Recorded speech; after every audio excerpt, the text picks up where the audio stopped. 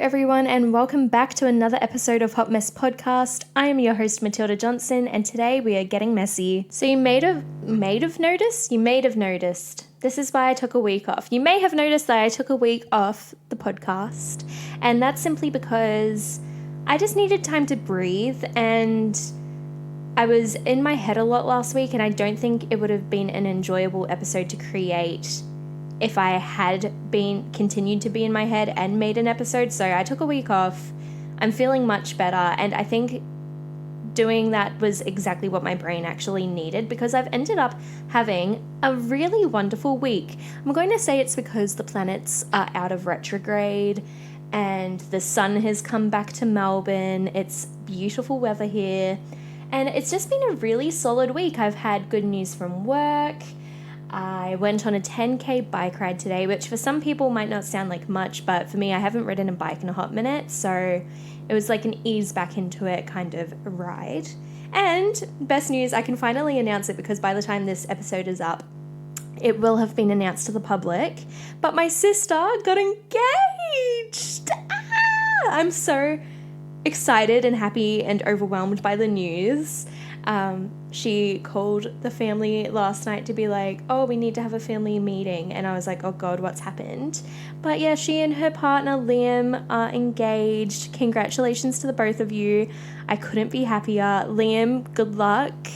I'm so excited for you to be my brother-in-law, and I'm so happy for you both. Love is just so great right now. I feel like so many people are in love and people are flourishing with their love lives. It just makes me so happy. So kicking off this week's episode, of course, we're going to do our weekly wrap. So my TikTok feed, pretty blah, don't really have much going on. Still kind of recovering from Paris Fashion Week, I guess. Still seeing a lot of that. My recommendations, I finally saw Don't Worry Darling. I finally got to be on top of all the drama and actually see the movie. So I went with Kiri, my boyfriend, and honestly, I really did love it. I will say, Harry Styles' acting, look, I wasn't expecting him to be Oscar worthy. It wasn't great. He did pull a face that reminded me of Grumpy Cat, if you guys remember that meme. But aside from that, I really enjoyed the plot of the movie. It felt like a modern Stepford Wives. The twist at the end, I kind of saw it coming, but purely because I think TikTok spoiled it for me. I was happy that I was able to separate the drama from the creation of the movie to the movie itself. You know what I mean? I was like able to not just watch it and be like, oh my God, Florence, oh my God, Olivia, I was able to watch it and enjoy the film. There are things that I do agree with people on, that like certain characters could have been utilized more, and like the pacing of the film wasn't fantastic, but overall I liked the movie. I'd watch it again. People clapped at the end and I was like, you know what, yeah. Like, it felt very suspenseful. And also, my cinema was totally packed, and I feel like a majority of the people were Harry Styles fans, because the disrespect I heard walking to the car park about Florence Pugh, my queen, I was like, shut up. Because there were these two girls, and they were like, I'm pretty sure the lead woman was like new to acting. I think that was like her first big role. And I was like, bitch, she has been nominated for Oscars in the past. How dare you not know who Florence Pugh is? I was mad. But overall, Harry Styles is right. It is a movie that feels like a movie. He was correct in that much. So that is one of my recommendations for the week, I guess. And on top of that, I'd also recommend, my friend Haley has a podcast. It's called With Zest, and it's fabulous. I really love it. And she did an episode recently called Confessions of a Late Bloomer, and it was really sweet. I really enjoyed listening. Alright, so today I'm discussing a topic that I've been wanting to discuss for a while, but I've kind of been putting it off because for some listeners it might be a bit controversial, but it is about me and my life as a dancer before quitting. And to be honest, I have heard a few rumors about me recently, about my podcast and how it will, quote unquote, ruin my dance career. So I just want to thank everyone for their concern. But I don't really have a dance career anymore. So nothing to worry about there. I don't plan on going back into it at any point in the near future, at least, if ever. So I'm just going to give the people what they want, considering they're talking about it so much, and actually discuss my thoughts on what happened in the industry from my point of view. So I started dancing at the ripe age of 3 years old. I think it was mostly because I fidgeted a lot as a kid, and my mum would like take me to watch my sister's dance classes, so then she put me in class because of that. And I'm still a small person. I've always been a small person. I'm 5'2" on a good day, and like I remember they put me in ballet class, and there's a video. My tutu was literally scraping across the ground in like the recitals and end of year concerts and stuff, and it was funny. It's quite funny to watch back and be like, wow. I was also the youngest person in that dance school when it opened. I got an award for being the youngest. Didn't know that was a thing. Yeah, it's like getting an award for participation. Like, congrats, you're only 3 years old and you're wearing ballet shoes, good job, and you're not peeing your pants in the class. Like, decent effort. But yeah, I really loved it. Always did. My entire life loved it. And then changed dance schools, loved it even more, started competing. I remember the moment I won my first trophy, and it felt like hard work had paid off. Getting my first pair of point shoes was a huge thing for me, and I would watch Center Stage in my living room pretty much every day. I watched it religiously, put on my point shoes, and would do the exercises that they were doing in the movie, like the bar exercises and stuff like that. Probably shouldn't have. The dancers in that movie were much more skilled than I was. Like, it was not smart, but I did it anyway. Absolutely loved it.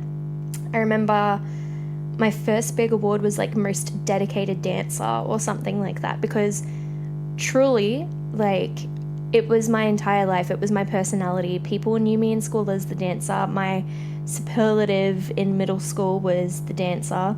And sometimes I did find that annoying, because I was like, well, I do have a personality outside of like the thing that I love doing. You know what I mean? Like, I was like, it's not my entire life. Like, it is, but I do have other interests, and I am a real person outside of that. And sometimes I'd get frustrated. Like, I'd want to be a netballer or something else, and I'd want to quit dance on a bad day, and mum would be like, no, like, are you serious? You actually hate netball? You're bad at ball sports and stuff like that. Not a good idea. You know how much you love dance. You've just had a bad day. Like, it would always be that kind of conversation. And yeah, it was my entire life. Moved schools in year 11, as you guys know, and started training in a dance school there that was very well known for creating ballet dancers or musical theatre performers. Very skilled students. And I think because I just moved towns, it was just too intense for me at that point in time. I just wanted to dance for fun for a while. So then I changed schools to a more like relaxed version, and it kind of brought me back into it. And I had a lot of fun there. I do have to give a shout out to my first dance teacher, Kate Mead. Well, technically she wasn't my first dance teacher. However, she definitely had probably the biggest influence in why I decided to become a professional dancer. She provided a lot of opportunities for dancers in rural Victoria. She took me and a few other students, including my sister. My mum came along to the Australian Dance Festival, which is held in Sydney every year. And that was kind of when she realised that there isn't enough opportunities, I guess, for students in small country towns in Victoria to learn from some of Australia's best choreographers, because a lot of them are based in Sydney. So that's when she began the Victorian Dance Festival. It was originally called Isolate Dance Festival, I remember that, but it started off in Colac, Victoria, and then it's now a huge thing for the state of Victoria. People come from all over Australia to go to it. And yeah, she really created a legacy for Victorian students. Also, she now has the podcast called Women of Influence, so you should definitely go check that out as well. It's a very good podcast. So yeah, I spent all of my teenage years dancing competitively, moved schools, was super into musical theatre. I did a lot of regional shows and high school shows and stuff like that, and it was just my passion. I remember singing Annie when I was... How old was I? Oh my gosh, I was like 6, and I had a stuffed dog on stage with me. A fake dog, a toy dog, not a real taxidermied stuffed dog, just so you know. And I was singing Annie, and I got like a standing ovation. I've got it on film somewhere, but I was so proud of myself, and that was kind of like when I was like, I want to do this forever. I was 6 years old, right? And then I did a few other musicals. I was in like A Chorus Line, Grease, a few other shows like that. And then by year 12, I kind of had it in my mind already that I didn't want to go to university. I wanted to dance full time. Of course, I did like dabble in other things just to see if I was interested in anything else that I wanted to study. But no, I was like, I'm going to be a dancer and I need to start auditioning for schools. This is what I'm going to do.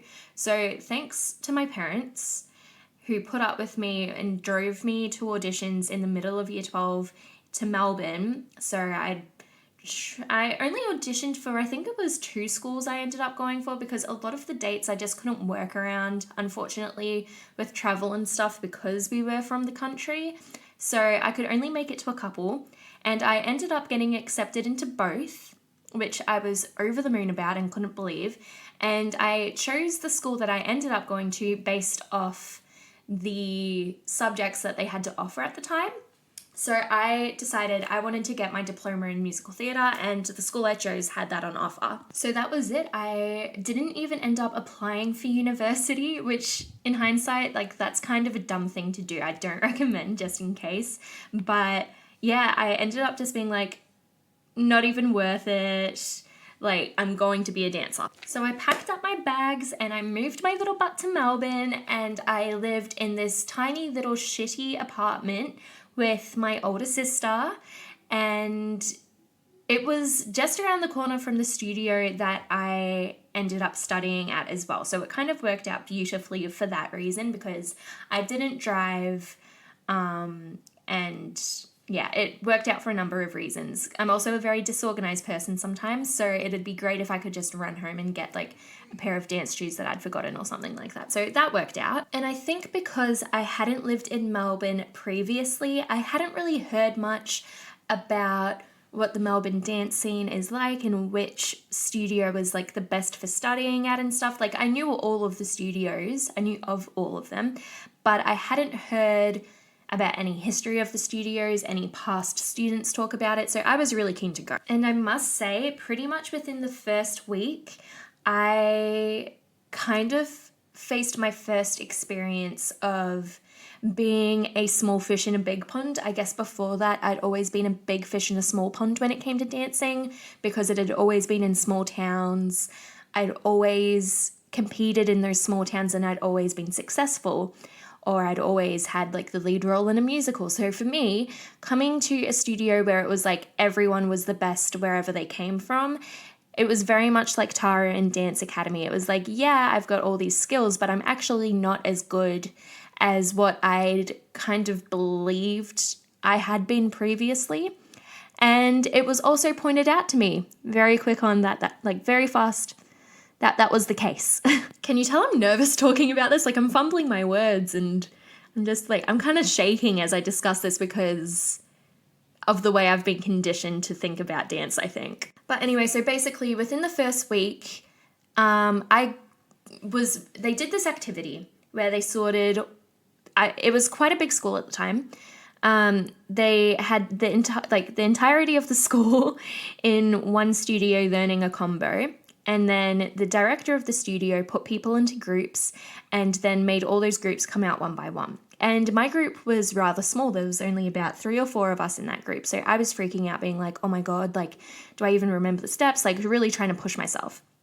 And I remember it so vividly because my therapist has also like expressed to me that this is probably the first time that I had felt true humiliation. So basically, she made each group come out, and then once they stopped dancing, she would say why she put them in that group and like point out each single person and say like what their strengths and weaknesses are. But all of the groups had been pretty positive. Like, this group is super energetic, this group is super sharp. Then my group came out. We did the combo. Pretty sure it was to Ed Sheeran, Shape of You. Oh my God, that's how strongly I remember it. I'm like, it was to this song. And once the music stopped at the end, she was like, you guys are shit. Pretty much. Like, you guys have no technique, no like energy. You guys don't look confident. She pointed me out and said, you dance with absolutely like zero confidence. And I was like, I never realized that before. I thought I was really confident in my dance ability. And she was like, you need to be more confident and you need to look more confident in your dancing. And I don't know about you guys, but getting pointed out and being told that you have no confidence in front of an entire group of people doesn't make you any more confident, like it kind of made it even worse. So that was kind of my first bad experience. And don't get me wrong, I had a lot of amazing experiences as well during my 3 years of training full time. However, unfortunately, I think the traumatic side of it has stuck with me more than the good. And I say that like I'd grown a lot throughout the experience of those 3 years, but I also don't want to give any credit to the people who did me wrong during this time for me becoming a stronger dancer and stronger person. Yes, what they taught me helped my dance ability, but as an individual, I think a lot of my strength and willingness to succeed came from myself wanting to prove people wrong. So inadvertently, yeah, they helped me. But I don't want to give them credit for that because I'm like, well, I ended up helping myself more than they ever could. And I also figured out when to leave. I'll also add it in my first year. Within the first term of me studying there, I tore my syndesmosis ligament in my ankle during an acrobatics class. I was doing like a front flip off a tramp onto a mat and tore the ligament that holds your tibia and fibula together. And so I tore that, was in serious pain. My ankle went purple, and that set me back about 8 weeks. And then finally, as soon as I was able to dance again, it was right before we started rehearsing for the mid-year show, I got super duper sick to the point where I almost went blind and ended up in the ICU. I left the ICU a week ahead of time because I was so stressed that I was not going to be placed in the show. Came to the studio early. The teachers took one look at me after telling me that I needed to get back to the school. And they were like, why the fuck are you here? You look terrible. But then I'd also lost a tremendous amount of weight during that time that I had been in hospital. I lost 10 kilos in a week, which is not healthy. I want to express that. It was the unhealthiest thing that could have happened. And the director was like, oh my God, you look so skinny and good. And like, it was like the first time I'd really been praised about my looks as well. And she was like, keep it up. And I was like, you know that I'd been in the ICU. You know that what happened to me was, it could have killed me. Like, that's not to put it lightly. Like, I almost went blind, lost 10 kilos in a week. I could have died. But I'm sure a lot of people listening, whether you're a dancer or not, you already know that there's stigmas in the dance industry about your physique. And people keep saying that it's getting better. Unfortunately, I don't think it's really there yet. I'd say, yes, it's slowly getting better, but until the teachers that are currently teaching are out of the picture, it won't really get better because they were taught by the people who made it what it was, But alas, I finally got better, tried to keep my weight, the weight that it was when I got sick, unfortunately, and then graduated my first year and life seemed okay. Got screamed at quite a few times, but it was manageable. Then comes around second year and I had my first panic attack the week before first term started for second year. And I remember it so clearly. I was in the car with my parents and my sister, and we were driving to drop me off at the train station to go back to Melbourne. And immediately, like, something just happened within me. I started shaking and crying. I couldn't feel my hands or feet. And I was just like, do not send me back there. Don't send me back there. I can't do it. I cannot do this. But as you guys can imagine, I went back, and second year was easier but also harder because I feel like I got singled out even more. There were multiple times that I can think of where I was emotionally distressed. I had lots more panic attacks throughout this time. I started taking medication, herbal medication. I didn't start any antidepressants at this point, but I was on St. John's wort to help lower the amount of anxiety I was experiencing while I was there. But yeah, it was a tough year, but I think for me it became easier once I decided to start vlogging my experience. And looking back, I realize this now because I was thinking to myself at the time, like, oh, I'm not getting yelled at as much. Life is really good. I must be doing really well at classes and stuff, which yes, I was. I had improved as a dancer as well.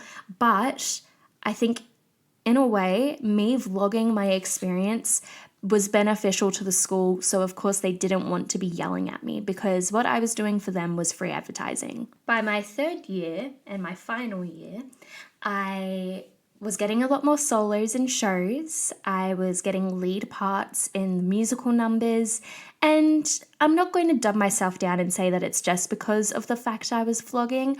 I had become very good at singing and dancing. I was really good, and I'm proud of myself for how much I grew in those 3 years as a dancer and as a performer.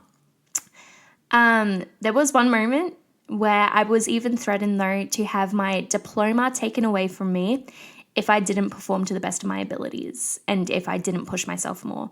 That was fucking terrifying because I was like, well, I'm paying to have this done. I'm studying this.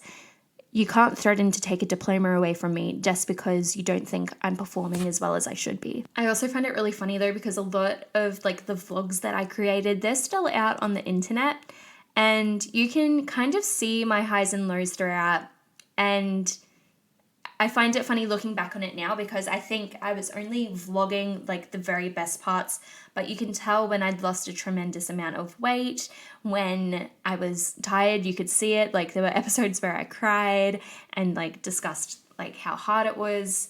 But a part of me was just but the dance industry is just like this. We were kind of conditioned to believe that that was what it was going to be like the entirety of our careers. So we kind of just had to roll with the punches and just do better and be better because we were told that that's what the industry would be like, which I later learnt is not the case because firstly, if that's exactly what the industry is like, people wouldn't want to be a part of it. People would not want to continue to do it for the rest of their lives because firstly, it ruins the experience. When you're turning your passion into a career, you want to continue enjoying doing what you're doing.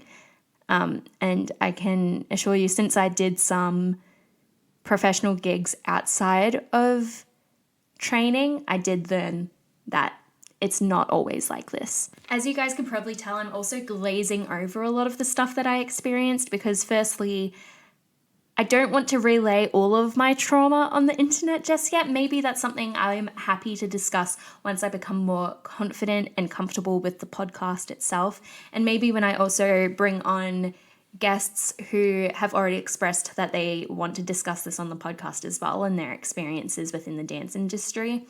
But I also think that some things don't need to be relayed for my own emotional health. I remember though the night that I graduated, the final show of my senior year, as soon as the curtain closed, I just burst into tears. And I wasn't sad about leaving the studio, which is what I thought the feeling would be. I was crying because I was so relieved to be done, which is something I never thought I would feel. But I was bawling my eyes out. There's footage of it on camera, me sobbing and people being like, what the fuck? And I was an emotional wreck because I was just so relieved to be done. But because I was like somewhat brainwashed to a degree, I stuck around the studio. Firstly, because I was living around the corner from it. Secondly, because that's what my content on YouTube and all my social media had been around. And thirdly, because I wanted to continue my training. Well, not continue it full time, but I wanted to keep up classes.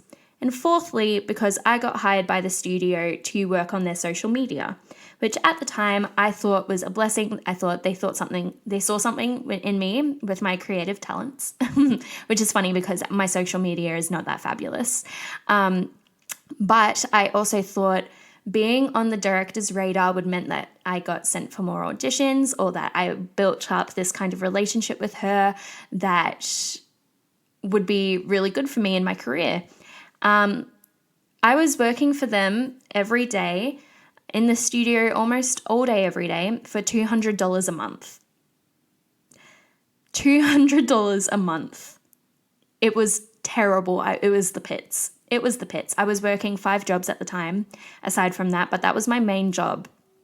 And my relationship with the director did get better because of it. I became very close with her. We would chat every day. And I felt like that was giving me a leg up in the industry, because a part of me honestly felt like I would not get anywhere if it weren't for her help. Because that was kind of how it had been put across to me, that she could blacklist me from the industry if I did anything wrong by her.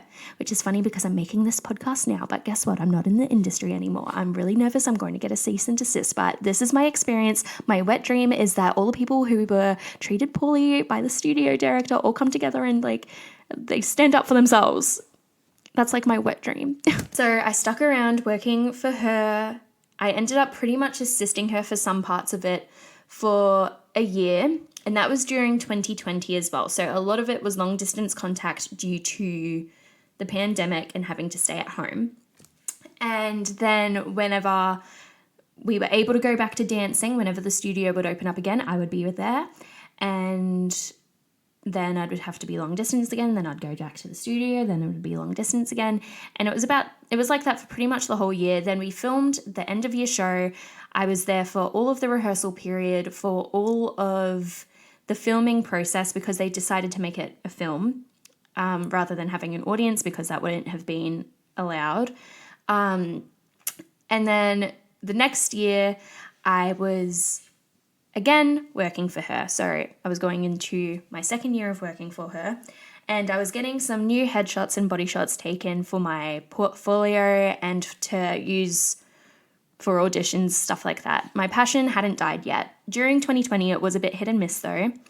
I definitely had my fair share of breakdowns, thinking that like I just graduated and finally I can work in the industry, but the entire industry has been shut down. I can't do anything about it. The dance industry had no support. The performing arts community in general didn't really have government support.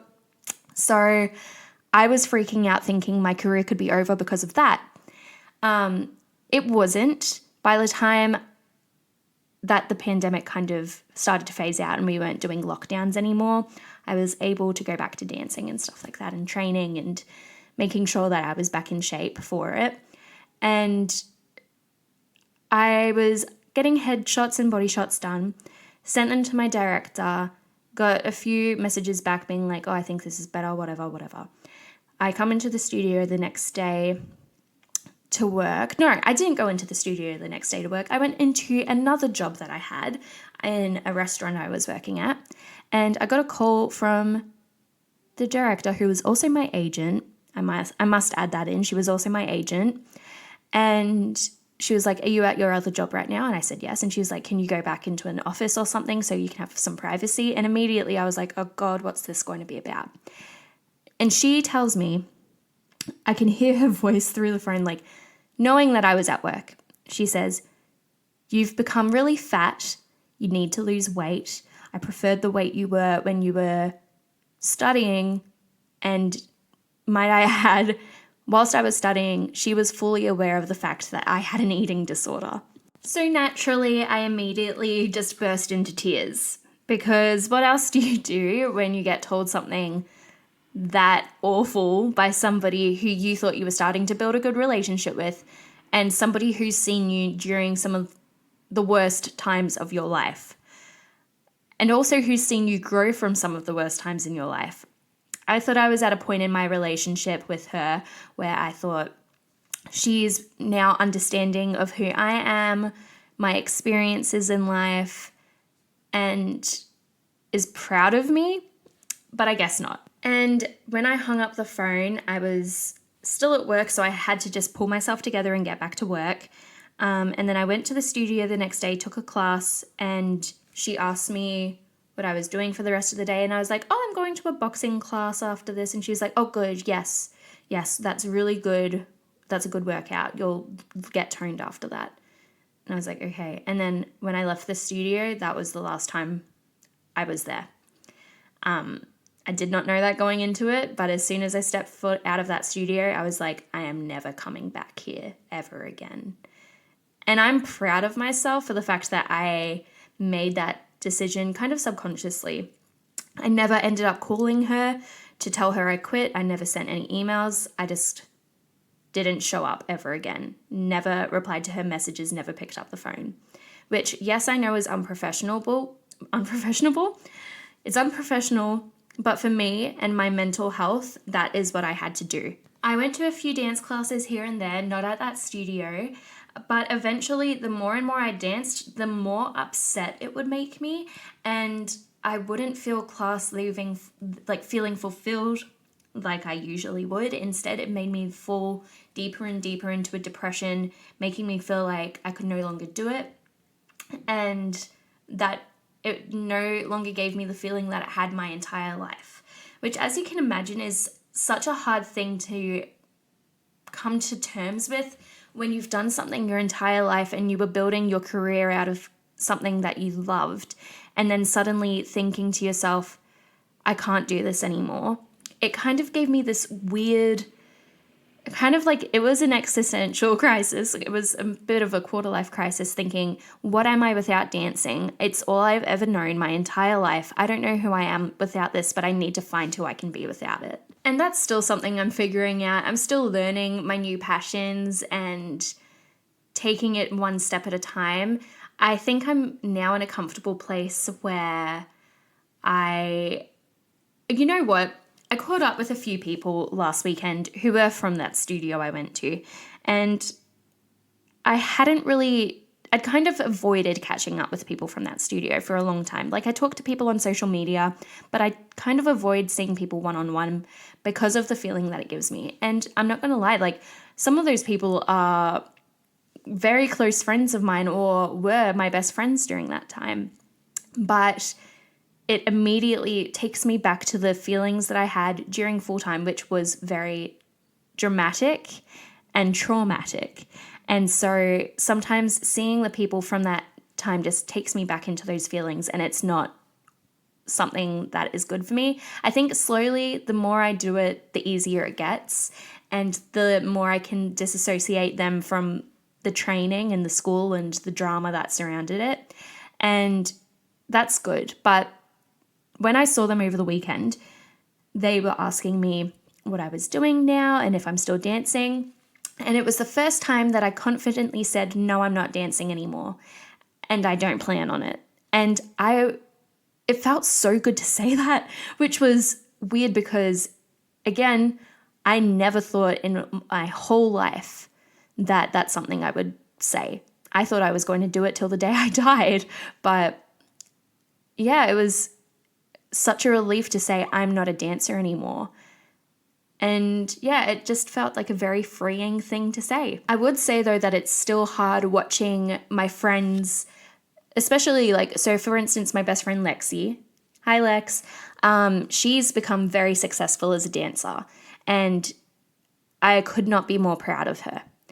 It is sometimes hard though to be like, oh my gosh, this is what my best friend is doing, or this is what my peers are doing. If I stuck to it, could I be in their position? And trying to differentiate, would I be happier if I was there still dancing and taking it seriously as a professional, or would I still feel the way that I feel now about dancing. You know what I mean? It's hard to think like that, but all in all, I think I'm in a healthier mindset now. If you're wondering, whatever happened to that director? Well, the last time I saw the director, I faced a fear of mine after many therapy sessions, and my therapist kind of recommended that perhaps this is something I needed to do for myself. And I bought tickets to the end of year show that happened last year, and I dragged my boyfriend along with me and ended up in a booth with a couple of friends and also the director's family, which was not planned. I did not know they were going to be in that booth, but it was quite funny. And then after the show, was catching up with friends, saw some of my old teachers, some who I have good relationships with and some not so much. And it was quite funny because the director spotted me, came up, gave me a big hug, and was like, I miss you so much, yada, yada, yada. And for a brief moment, I thought to myself, oh my God, I miss this too. And I was like, no, snap out of it. You don't miss this. You just miss feeling like you're something special and a part of something special, and that you could be a big star because of this person, because that's what they made you think. Snap out of it. And then she looked at my boyfriend and I introduced him to her. She gave him a hug and said, thank you for taking care of my girl. And I was like, that's sweet. And then I was like, but that doesn't make up for all the emotional turmoil you put me through. And to be honest, I probably wouldn't have gone to a therapist if it weren't for some of my experiences and needing to talk to somebody who was a professional. So the person who I started seeing works specifically for performing artists, which I think there's not enough of. I think it's something that industry needs more people trained to deal with the mental health of performers. But I had a few sessions before, of course, going to see the show.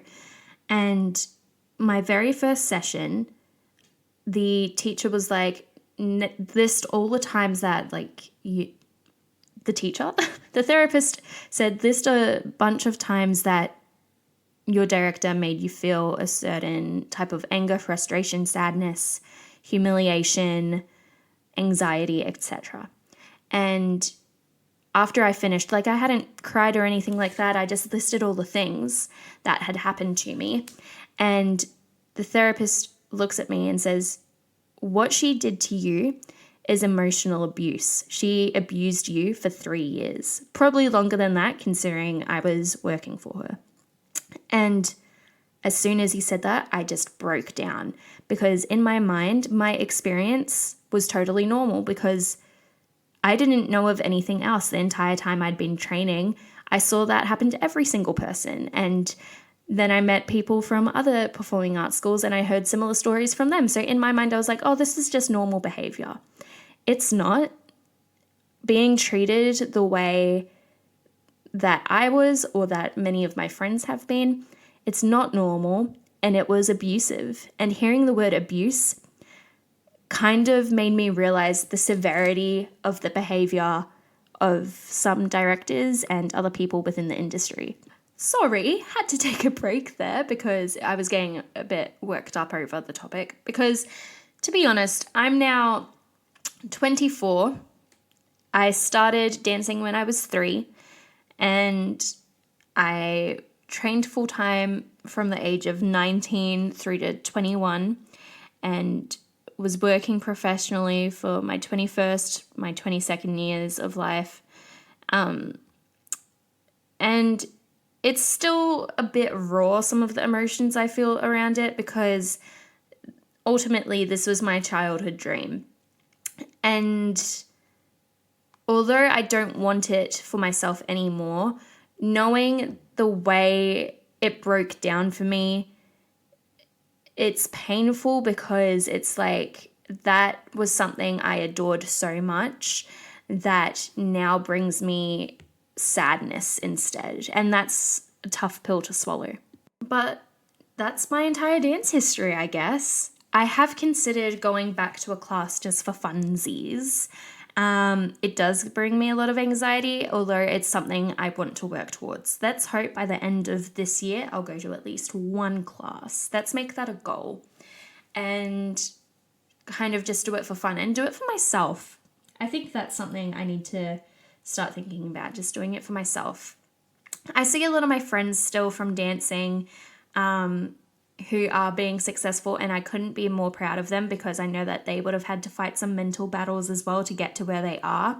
And anyone who was performing during 2020 and have stuck to it now, I cannot be more proud of you for getting to where you are now, because that was probably the toughest year for all artists, no matter what field you're from, what area of performing arts. Like, that was a really tough year. So if you're still going for it, good job. Like, I tilt my hat to you, because that was one hell of a year.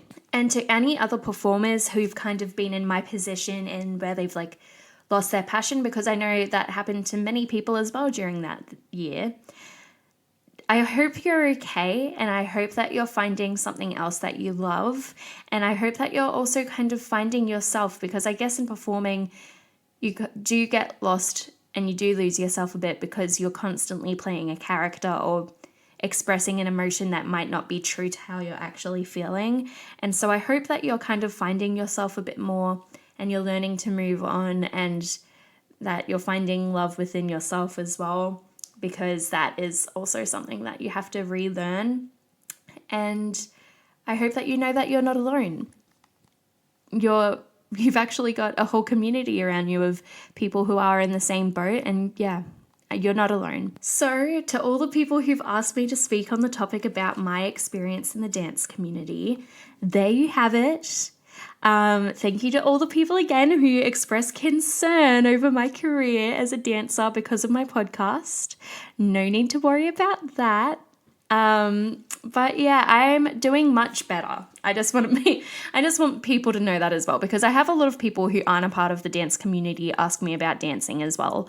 And so I kind of just wanted to lay it all out there and be like, well, this is what my experience was like. And I know it's not like that for everyone. Some people have amazing experiences. This is just my side of the story. So yeah, it's all out there now. Obviously not all of it. There's much more where that came from, but I say that with every topic we discuss. So there's more that we can dive into later on. But yeah, that's all I've got time for today. So I hope you all enjoyed that episode. If you did, please give me a 5-star review on Spotify, because it really does help me and my platform. And yeah, just boosts my confidence as well. Leave a review. I really hope you loved the episode as much as I loved recording it. It was very therapeutic for me. And yeah, I'll see you guys next week. I hope you have a very messy week ahead. Bye.